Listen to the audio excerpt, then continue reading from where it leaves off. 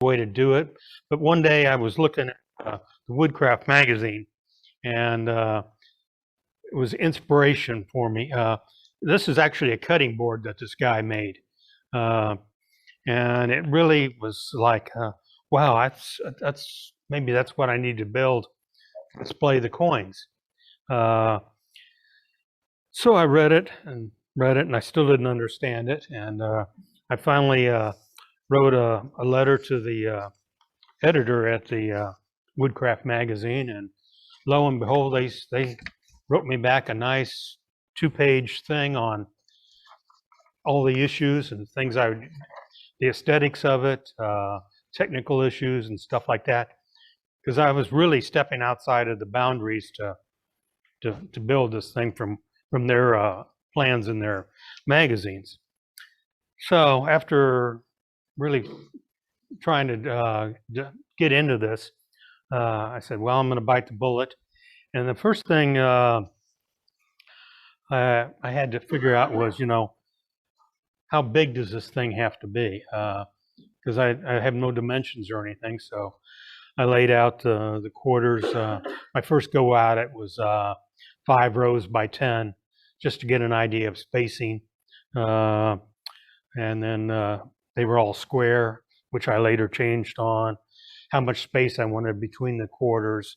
The choice of the wood colors. I chose Duke and maple. I also considered redwood or cherry.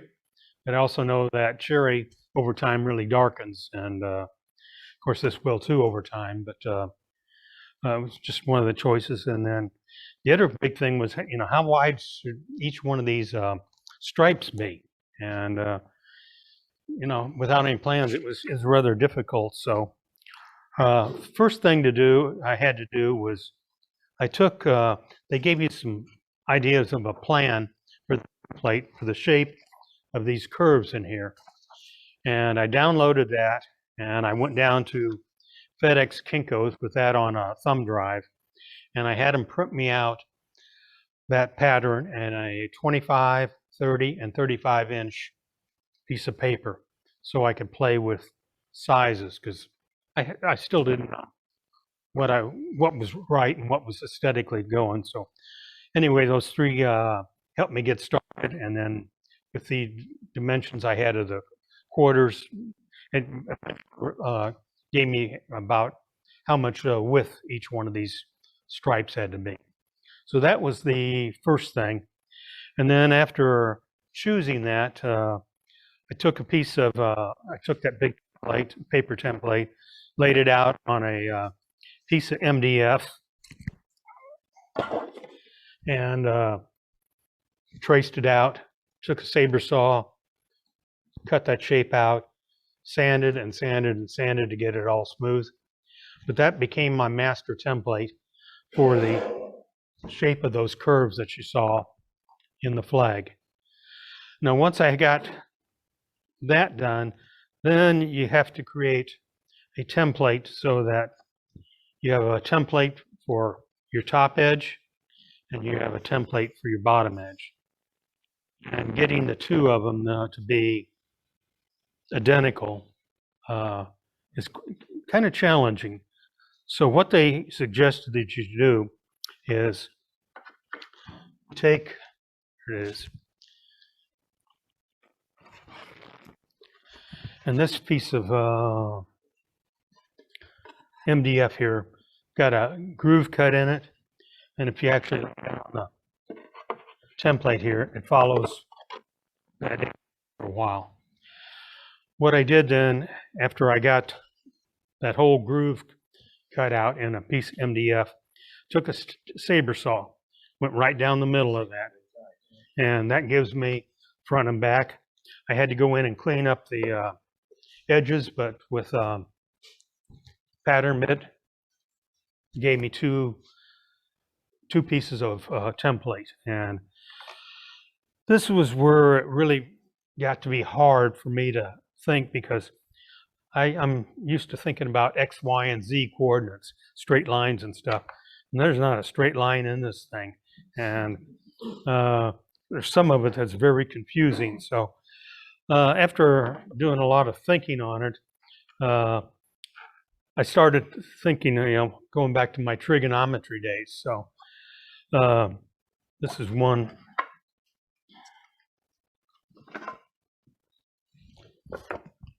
This is one half of the template. This is the bottom. And this one over here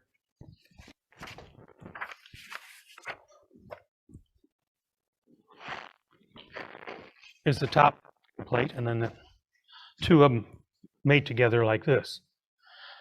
So that's once you get the big template and then figuring this out, then it's pretty much easy after that. So one of the things was to start making all of these stripes out of different pieces of wood. They're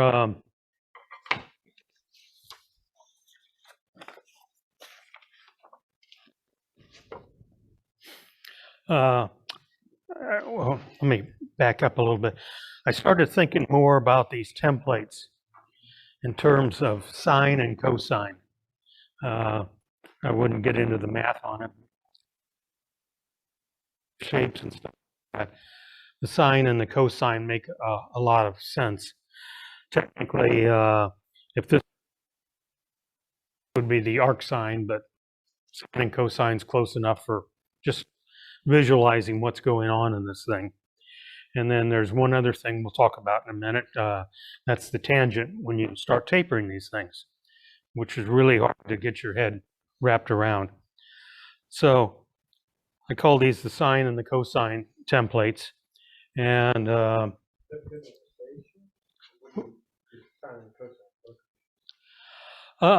only is just trig functions that describe curved angles. Okay. And that's that's basically the best visualization I can give you on how to think about that shape. It's not, I can't come up with anything else, but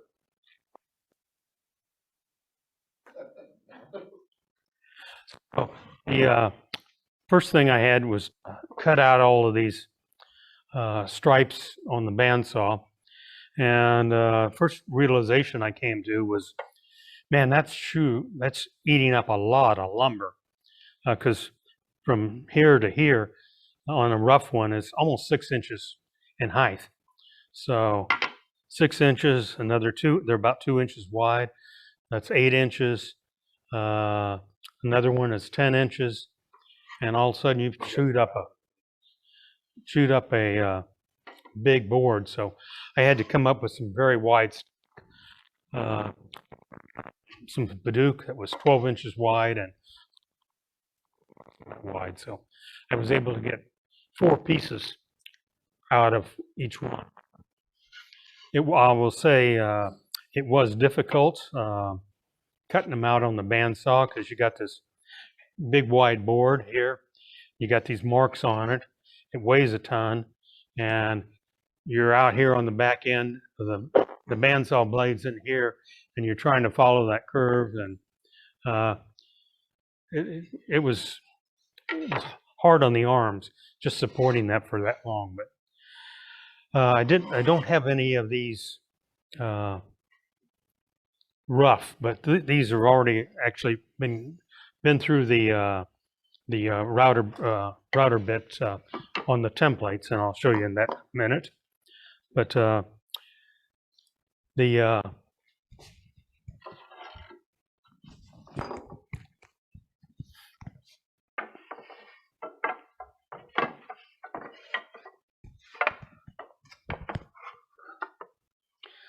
so in the rough state, that's kind of what you're looking at.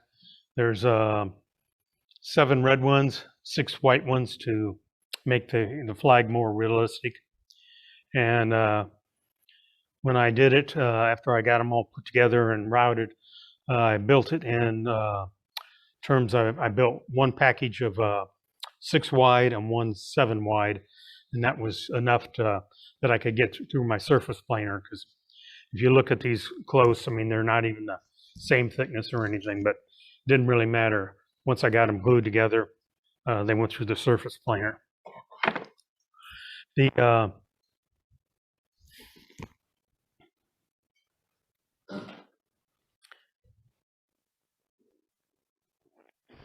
so actually, after they come off the bandsaw and they're rough cut, they go on this template here, just some clamps to hold it down. And inside of my router table, I've got this big bit here with the bearing on the bottom.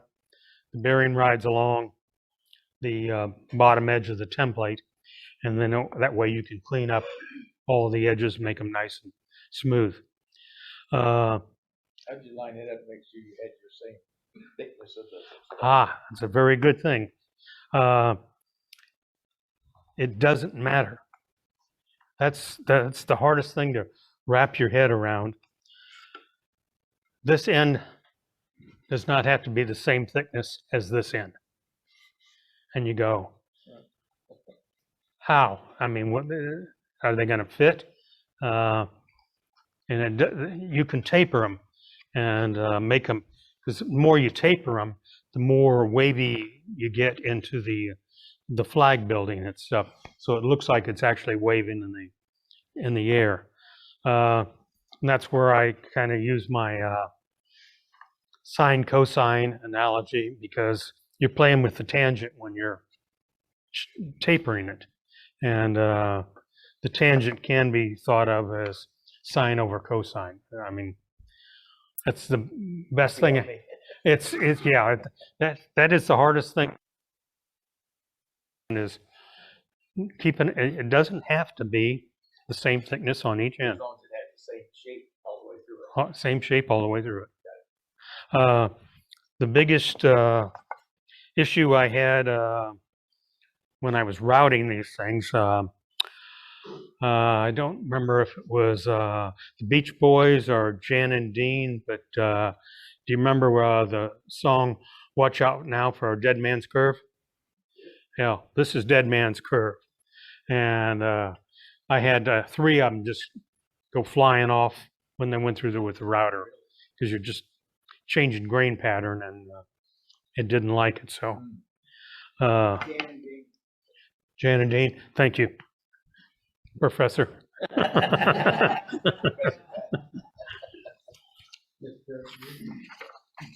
professor here. So after I got them glued up, then they went through the surface planer. I said I did them in a group of 6, group of 7, put the 2 back together, and then did the final sanding on it for the surface. After I got the rough flag done, then I had to come up with the overall shape that I wanted to make the flag. What I did is I actually get out my big French curves. I don't know if you ever, that's a Venetian blind, yes. Some of the best. Ever driving along, it's garbage day, and somebody's got one laying out there, stop by and get them, because not only are they great curved things, but they're also great spacers. So that gave me my final shape on the flag. Cut it out with a saber saw, sanded it all down, and then routed a nice rounded edge profile on there. The next challenge was, the spacing of the quarters itself. I said originally I went with something that was a rectangle, but it just didn't look good. So I started playing around with different angles and stuff like that. And once I came up with something that looked aesthetically good, I got out a piece of brown paper and kind of did my layouts there. And it gave me some edge markers.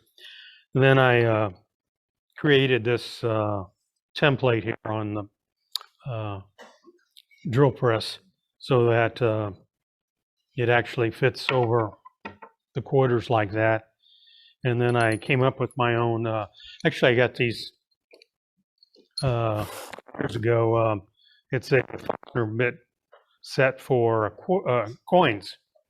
So this is the quarter Faulkner bit size, and I ended up needing a depth gauge for it. So I put this big fender washer on the thing with a stop collar so that I could take the drill through here, and it would stop at the right depth. And that pretty much gave me what I was needing for all of those. The quarters are all held in with a drop of hot melt glue behind them, just because the wood contracts and stuff. I didn't want them falling out, you know, in the summertime when things grew or whatever, but that seemed to work pretty good. The stars, that was probably the easiest thing. I went down to Michael's and bought them. Yes. Yeah. That's the easiest thing to do. That was the easiest thing to do.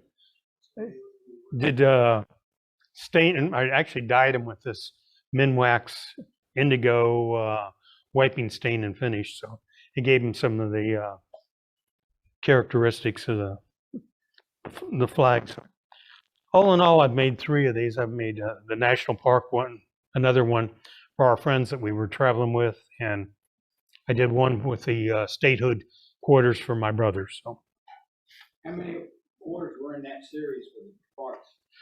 for the parks, there's 56, and it's actually, I think it's also 56 for the statehoods because there's also the territories. Right, Puerto Rico. Yeah, Puerto Rico and yeah.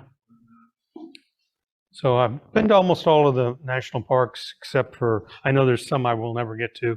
There's one in Guam, American Samoa, and I can't remember. Alaska, you said? Yeah, and one place out in the boonies of Alaska. But it was a interesting challenge to think outside the curve, you know, not finger joints or anything like that, but just get your head wrapped around working with odd shapes and why it works. And that's still the hardest thing I find. Let's see. What kind of glue do you use to put your stripes together? Just tight bond glue. Yeah. 2 or 3? Probably 3. But the hardest thing for me was to figure out, though, was you can taper these things and they still fit. And that's so hard to visualize, but I mean, tapering it is not that same consistent thickness all the way through the. yep. Tapering it which way? Width. The height of the stripe. Yeah. Say this is 2 inches. This end could be 1 inch, and it works. If they're all the same. Yes. Not even. I mean, they don't have to be the same. The key is you've got a male and a female of each They have of to the match. patterns. The patterns, one side does not match the other within a given wood piece, right? Right. It's that one needs to have the same, the male needs to be on one side, the mating female needs to be on the other side. And the. Doesn't matter what the thickness or orientation is. Yep. Be- But once you get around that, it's pretty straightforward. So Did your one bit be able to do all the routing for you? yes, the one bit did all the routing. So, and then Gary, what a decent is spiral, type of router bit with a bearing with, help ease your path through dead man's curve. I don't know if it would have or not. I mean, this is a pretty big router bit, but I don't know if I could have found one big enough because I needed the length because my template's 3/4 inch tall already, and then with thickness of that. Did you consider climb cutting that area? I didn't. I really didn't. After What was the question? did I consider climb cutting that I area? don't know what climb cutting. Going down the Going road. You actually go in the opposite direction. Cut one way, Oh, and then come then back. stop, come back the other way. Once I experienced some of those blowouts there, I I made sure that that particular corner where it's doing that was a very, very thin cut, maybe a 1/16 or less. So I might go, it might take me 5 or 6 passes on that one side to get where I wanted, but that seemed to stop the, yeah. So, but it was quite scary when those pieces just went flying out there on the thing. Did your neighbors, tell you they had UFO sighting? No. Did you plane most of your wood though before you cut the stripes? Or did you just take the wood as you got it and then planed it after you put it together? Planed it after I got it, yeah. So that's it. Any more questions? So how long did the first one take and how long did the third one take? First one probably took a month, I would think, just because Well, your first- I'm doing something I've never done before, and it just doesn't seem right. But the instructions and stuff in the magazine though were pretty good, and they had good illustrations. So Did you just move your clamp from one pattern to the other? Because I see it's got holes in it. no, I actually have clamps for all of those too. If you search YouTube, you'll see there's some good YouTube videos on making waving flags or moving flags, and they work on the same thing that the Woodcraft magazine does. So you just gotta search it, and yeah, it takes a while to do. And compression bit works very good, even on your dead man's curve, if you take small cuts. What bit? Compression, A down cut. it's an upcut, it's an upcut and a down cut. Oh, It's both. They're both cut. They're expensive. Yes, big they're- ones. They run about $175, but if you're doing a lot of pattern making and trying to cut both ways on the change of the grain, there's nothing better, especially in a router Definitely table. taking a shave, yeah. It's gotta be used in a router table with a big ass router. You know, Yeah. at least 3 1/4. And those are typically to prevent tear out at the. Tear out the top Yes, and bottom. and the bottom. And Yeah. they come out so smooth, they don't even need to be sanded. But you gotta take it an even pass, and you can't take more than, an 1/8 inch. 1/16 is better. Yeah, there's virtually no sanding at all on these edges. After I did them, I just routed them, put them together, glued them. Gluing them was a little tricky, only because you got all these irregular shapes and things want to walk on you. But How did you clamp them and glue? I've got a lot of these hand clamps. The nice thing about them is they got a rubber end on both of them, and I was able to Spread them out. just spread them out. Did you have to worry about indexing, or did you cut out let's say the top shape, and then to get the bottom shape to match up exactly? Don't have to worry. Don't have to worry about that. Nope. Hmm. That's why it's difficult to wrap your head So around. as long as it matches the one preceding it, that's all that matters. That's all that matters.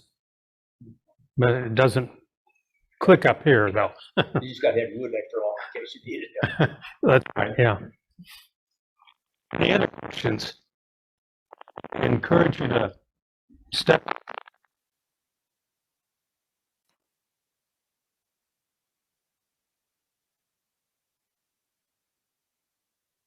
Finish with the Nature's Armor Seal. It's a semi-gloss. Yeah.